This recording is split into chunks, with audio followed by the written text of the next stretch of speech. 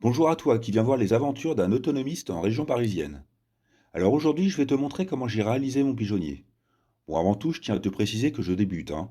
Mais mine de rien, il y a quelques trucs que j'ai appris et je peux peut-être t'apporter quelques réponses si jamais toi aussi, tu envisages de te faire un pigeonnier. Alors j'aime bien parler de mes erreurs, donc première erreur, le choix de la race. J'étais parti sur des pigeons de chair et les références au moment où j'avais décidé de me lancer étaient le Texan et le Hubel. Le Texan présentait l'avantage d'être autosexable, c'est-à-dire qu'il était possible de différencier les mâles des femelles. Le Bull était tout blanc au départ, mais les éleveurs l'avaient fait évoluer. Il était possible de le trouver en rouge, en gris et aussi en autosexable, comme les Texans. Mais le succès du Hubble chez les éleveurs résidait surtout dans le fait qu'il possédait une double poitrine, donc plus de viande. Au niveau du look, il y avait deux autres races, un peu plus anciennes et disons plus locales, que j'aimais aussi beaucoup. Le Carnot, qui était rouge-marron, et le Cauchois, que je trouvais très joli en maillot rouge. En plus, tous les deux avaient l'avantage d'être, j'irai pas jusqu'à dire autonomes, mais un peu plus autonomes en nourriture, puisqu'ils semblaient capables d'aller glaner quelques graines dans la nature. J'attachais aussi pas mal d'importance à la couleur et au motif du plumage, pour qu'ils ne se fassent pas trop repérer par les prédateurs qui sont dans la forêt située juste à côté de chez moi. Bon, eh bien en fait, tout ça ce n'était pas des bons choix pour chez moi, et j'insiste sur le pour chez moi. Ils sont parfaits, mais à condition de ne pas avoir de voisins, car tous ces pigeons sont des pigeons de toit en fait.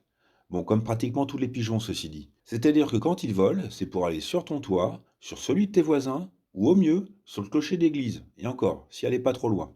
Et vu que j'avais bien l'intention de rester en bon terme avec mes voisins, bah j'ai cherché des races qui n'étaient pas des pigeons de toit. Il n'y en a pas beaucoup en fait. Il y a les pigeons de vol qui sont capables de rester toute la journée en l'air, mais qui sont super petits, genre 250 grammes. Et puis sinon, il y a les pigeons voyageurs. Les voyageurs font dans les 350 grammes. Ce n'est pas beaucoup par rapport à un pigeon de chair qui fait dans les 800 ou 900 grammes, mais ce n'est pas trop mal quand même. Donc, ça a été pigeon voyageur. Par expérience, quand on se lance dans des trucs comme ça, je savais qu'il fallait toujours commencer doucement.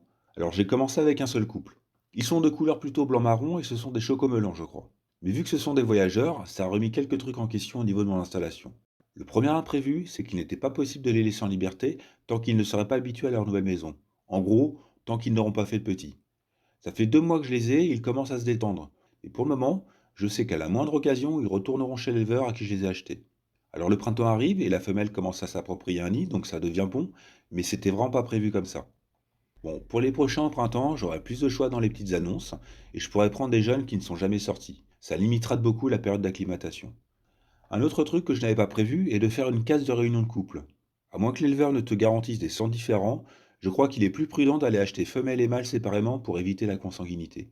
Mais là encore, c'est pas gagné, car il n'est pas dit que les deux se mettront en couple. En fait, il est très probable que le mâle ramène une femelle bisée sauvage et que la femelle se carapate pour aller suivre un bisé mâle. Donc pour éviter ça, j'ai appris qu'il fallait les enfermer ensemble pour que la promiscuité les rapproche et qu'ils forment un couple. Ça a été la deuxième surprise, la cage de réunion fabriquée. Alors voici le pigeonnet que je me suis fait pour le moment. Il peut accueillir 6 couples, dont 12 doubles cases. Le fait d'avoir des doubles cases est un avantage, car souvent les femelles se remettent à pondre avant même que le premier nid ne soit libéré. Avec ces 12 doubles cases, je pense que je pourrais avoir à minima 50 pigeonneaux par an. Pour un petit élevage familial de pigeons en liberté, c'est pas trop mal, mais si tu as plus de place que moi, n'hésite pas à en faire quelques-unes en plus. Et du coup, voici l'extension qu'il va falloir que je fasse pour cette histoire de réunion de couple. Allez, maintenant je te fais une petite visite. Donc voilà ce que ça donne vu de l'extérieur. En haut à gauche, tu as une planche en vol avec 3 trous pour qu'ils puissent aller et venir. Bon, pour le moment, les trous sont condamnés, mais dès qu'ils se seront acclimatés, qu'ils n'auront plus envie de se sauver, je leur ouvrirai. J'ai fait les trous en carré de 85 par 85. Sur internet, j'avais vu des recommandations en 80 par 80, mais je trouvais ça super petit. Mais bon, bah, à 5 mm près, j'ai suivi les conseils, et quand je les vois à côté ou qu'ils se baissent et se penchent, je crois que ça va le faire en fait. Ceci dit, si tu n'as pas de voisin et que tu peux opter pour des pigeons de chair qui sont 2 fois plus gros, je pense que ça serait impossible qu'ils passent dans du 80 ou du 85. Bon, il sera toujours temps d'agrandir si ça ne va pas de toute façon. Tu peux remarquer que j'ai mis des points tout autour pour empêcher l'accès aux renards et aux fouines.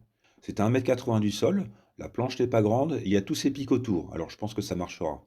C'est des picots que j'ai trouvés sur internet et ça pique vraiment bien. C'est assez rigolo puisqu'ils les vendent comme des pics anti-pigeons en fait. C'est une espèce de plastique dur qui devrait bien vieillir même en plein soleil. Parce que le jour où j'ai pris la vidéo, il faisait moche, mais sinon c'est super bien exposé. L'intérieur est protégé du soleil direct, mais c'est plein sud et il y a vraiment un bel ensoleillement. C'est important parce que les pigeons, c'est un peu comme les abeilles, ça vit vraiment avec le soleil. Et voilà, je te présente mes deux loulous. J'ai vraiment hâte de pouvoir l'ouvrir parce que ça me fait un peu de peine de les voir enfermés comme ça. Bon, c'est pas minuscule, mais enfin quand même c'est pas très grand, et ils doivent avoir hâte de se dégourdir les ailes. Ils ont tout ce dont ils ont besoin, de l'eau, des graines, avec un beau distributeur à 6 casiers. Comme pour les poules, je me doutais que ça serait un grand n'importe quoi si je leur mettais du mélange tout prêt. En fait, ils trient tout pour prendre ce dont ils ont envie sur le moment et tout le reste part au sol. En gros, poubelle quoi. Donc j'ai fait ce distributeur compartimenté et je n'ai pas le moindre gaspillage.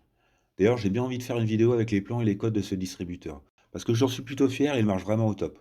Si ça t'intéresse, n'hésite pas à me le dire en commentaire. Bon, on continue à visiter. Et là, c'est une baignoire pour qu'ils puissent se laver. Oui, parce que les pigeons, ça prend un bain, au moins une fois par semaine. Et je te garantis que quand je ramène la bassine, ils sont tout excités. Bon, avec le recul, la bassine n'est pas assez grande et il va falloir que je la refasse. Sûrement avec une poissonnière, je pense. Je crois que ce serait la bonne taille et il y a plein d'annonces à vendre pour 3 fois rien.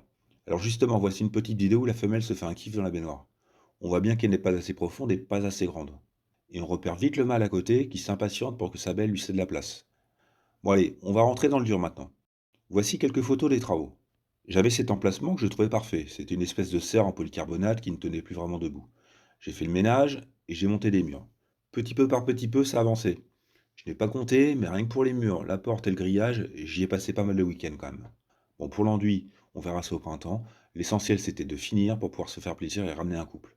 Donc après la maçonnerie, ça a été la réalisation du meuble, et là j'ai un peu galéré pour trouver des infos.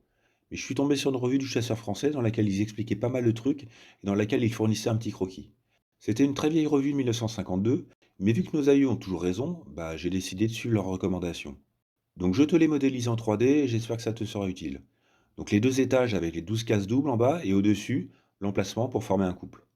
À droite de cet emplacement dédié aux réunions de couple, une case on va dire classique, dont je boucherai les entrées le jour où j'aurai un couple à former. Les pigeons s'apprivoiseront doucement tout en s'habituant à la case. Tu vois que cette case communique avec une partie juste à gauche qui est grillagée. Comme ça, tous les pigeons pourront être en liberté, il n'y aura que le couple en devenir qui sera enfermé. Petite info importante, quand j'ai commencé à construire le meuble, je pensais encore que j'allais prendre des gros pigeons de chair. Donc j'ai conservé les dimensions que le chasseur français conseillait. Mais je peux te garantir que les voyageurs ne manquent pas de place à l'intérieur, hein. Je pense que j'aurais pu réduire les cases d'au moins 10 cm en largeur et au moins autant en profondeur. D'ailleurs, puisqu'on parle de dimensions, voilà un autre conseil que je peux te donner. Tu as vu que j'avais mis un plateau en plastique de fond de cage. Ça va être beaucoup plus pratique pour nettoyer. Bon, bah en fait c'est de la récup, et heureusement, parce que ça coûte une blinde un fond de cage. J'ai récupéré des invendus de couvercles en plastique dans un magasin que tu connais bien qui se termine en houille. Je les ai payés 1 euro pièce, mais c'était un vrai gros coup de chance. À la bonne dimension et à 1 euro pièce, franchement, je m'en suis super bien sorti. Donc plutôt que de faire le meuble et de chercher quelque chose pour faire des fonds de cage, je te recommande plutôt de trouver les fonds de cage et ensuite de faire le meuble, en fonction de ce que tu auras trouvé. Que tes cases fassent 65 ou 70 de profondeur et qu'elle fasse 75 ou 80 de largeur, honnêtement, je ne crois pas que ça changera grand-chose. Il ne faut pas toucher à la hauteur, mais mes cases en 78 de large par 70 de profondeur sont vraiment grandes pour des voyageurs. Et à moins que tu ne te lances dans une très très grosse race, genre les mondains, bah tu peux y aller, hein, et prendre si ça t'arrange des dimensions plus petites. Enfin, selon les fonds de cage que tu auras trouvés, quoi. Bon, de toute façon, je crois que plus personne fait de mondains parce que c'est des très gros pigeons. Et plus les pigeons sont gros, moins ils sont prolifiques. Et en plus, ils sont pâteaux et cassent souvent les œufs. Bon, après cet aparté, je te propose de prendre les pièces une par une. On va commencer par les portes. Elles font 78 par 48 de haut, et comme pour tout le reste du meuble, c'est du contreplaqué de 12. Puisque ce sont des cases doubles, il y a 2 ouvertures, 2 entrées pour que les parents puissent aller et venir. Elles sont à 15 cm du bas des portes et elles mesurent 20 cm de hauteur par 14 cm de large. Je trouvais ça plus joli avec un petit arrondi en haut, alors si vous voulez faire la même chose, bah, j'ai commencé cet arrondi à 13 cm du bas de l'ouverture. Après, voici le fond. Toujours en 12 mm, c'est une planche de 2,40 m par 1 mètre. À présent, voici les côtés. Donc là, ce sont deux planches de 97,60 par 68,8. Alors j'avais très envie de jouer avec ma défonceuse, donc j'ai fait des petites encoches de 2 mm de profondeur sur 12 mm de hauteur. Et c'est dans ces encoches que viennent se fixer à la colle les planchers des cases et les planches de repos des parents. Mais bon, c'est loin d'être une obligation. De simples tasseaux sur lesquels reposeraient ces planchers conviendraient parfaitement. D'ailleurs, avec le recul, je pense que ça serait même mieux, car ça faciliterait le nettoyage puisque les planches seraient amovibles. Mais attention, parce que si tu optes pour la solution tasso, alors les planchers ne viendront plus se loger dans ces glissières et devront être raccourcis de 4 mm par rapport au code que je vais te donner par la suite. Donc vérifie bien les codes si tu pars sur la solution tasso. Le bas des premières encoches pour la planche de repos du on va dire rez-de-chaussée est à 30 cm. Ensuite, le bas de la seconde, qui est pour le plancher de l'étage, est à 48,2 cm. Et celle pour la planche de repos de l'étage est à 79,4 cm. Et maintenant, les planches de repos qui permettent aux parents de se reposer un peu en se mettant à l'écart des petits. Ce sont donc des planches de 78,8 par 27. Et là, les planchers séparateurs entre le rez-de-chaussée et le premier étage. Il faut 3 planches de 68,8 par 78,8. Mais attention à la technique de fixation. Si c'est pas des encoches à la défonceuse mais du tasseau, alors il te faudra des planches plus courtes de 4 mm, soit 68,8 par 78,4. On passe maintenant au plancher du rez-de-chaussée et au plafond du premier étage. Donc ce sont deux planches en 240 par 68,8. Par rapport au côté, le plancher se fixe en dessous et le toit au-dessus. Voilà, c'est fini. Il ne reste plus que les petites planches d'envol. Elles font 27 cm sur 17 cm. De part et d'autre, il y a deux encoches de 12 par 15 et ce seront elles qui maintiendront le tout. Donc attention à ne pas dépasser les 12 mm pour que ça en serve bien la porte et que ça ne nage pas. Après, sur l'arrière des planches, côté pigeonneau, j'ai laissé 11,3 cm et 14,5 cm sur l'avant. Pour faire joli, j'ai arrondi le devant en découpant à la scie sauteuse un cercle de diamètre de 8,5 cm. Après, j'avais en stock des feuilles d'alu en 3 dixièmes. Alors je m'en suis servi pour les recouvrir et les protéger. Mais une petite chute de lino par exemple aurait pu faire l'affaire, hein. J'ai reproduit un gabarit et en 3 dixièmes ça se découpe bien, même au ciseau. Après un petit coup de ponçage sur l'alu et sur les planches, un peu de colle néoprène, quelques serre-joints le temps que ça sèche, et hop, ça ne bouge plus. Voilà ce que j'ai fait jusqu'à présent. Mais si je veux augmenter le cheptel, il va falloir que je fasse la case des réunions. Donc j'ai fait ce plan, il va falloir que je m'y colle incessamment sous peu. Je vais faire une cage, on va dire classique, avec deux entrées comme les autres, mais des entrées que je condamnerai lorsqu'il y aura à l'intérieur un couple en formation. Et juste à côté, je ferai une mini volière. J'ai laissé un jour juste en dessous pour pouvoir nettoyer facilement en glissant un fond de cage. Et le couple pourra vaquer entre la case et la volière via une ouverture que je ferai sur le côté.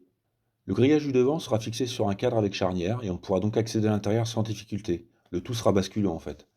Cette partie réunion sera posée sur le pigeonnier actuel. Maintenant voici un petit inventaire de ce qu'il va me falloir. Donc le fond déjà en 159,10 par 49,40. Le toit en 159,10 par 68,80.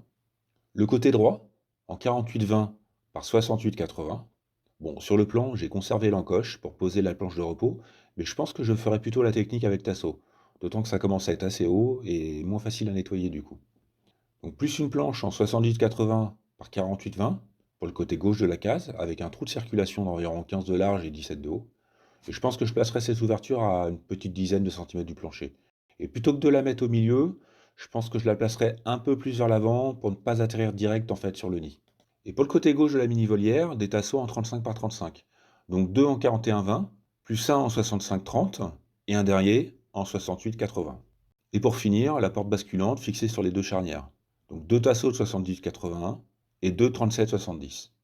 Voilà, j'espère que cette vidéo t'aura plu, qu'elle t'aura donné envie de te lancer. Je pense vraiment que les pigeons ont leur place dans une démarche d'autonomie. D'ailleurs, ce n'est pas pour rien si fut un temps, tant de gens en avaient. Alors comme je te l'ai dit, je débute et peut-être que je te tiendrai un autre discours dans un an, mais pour le moment, je continue de croire que ce n'est pas trop compliqué, que ça ne coûte pas très cher en graines, que ça ne demande pas énormément d'entretien et que ça peut tourner presque tout seul. Et en plus d'égayer un jardin, bah, faire quelques petits prélèvements de temps en temps pour des bons pigeons à la cocotte, ça peut le faire. Eh bien, il ne me reste plus qu'à te souhaiter beaucoup, beaucoup de ténacité, et je te dis à bientôt pour de nouvelles aventures autonomiesques. Allez, à ciao!